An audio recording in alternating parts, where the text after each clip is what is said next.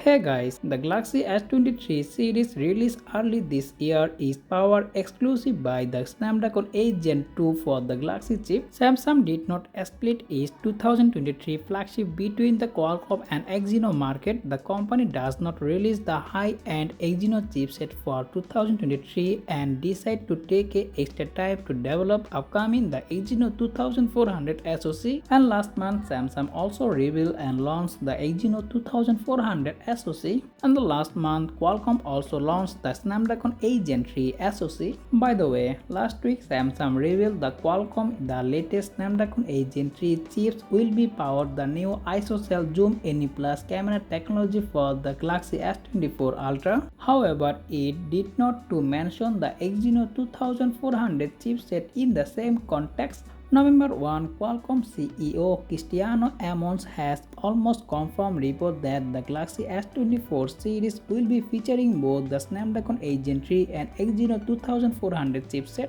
The Galaxy S24 Ultra unit has also begun the Snapdragon 8 Gen 3 powered by all the S24 Ultra unit. The same report point to only the Korea and European Galaxy S24 and S24 Plus featuring the Exynos 2400 chipset. So that is the bad news for the Korea and the European Galaxy device. And last video we are also talk about the everything we know about the Galaxy S24 series, like all the new feature and the technology and the expect to the release date. Check this video, click here, and if you found this video informative, make sure hit the like button and also subscribe my channel for more content like this. As always, thanks for watching and I will be catching the next one. Take care. Allah Hafiz.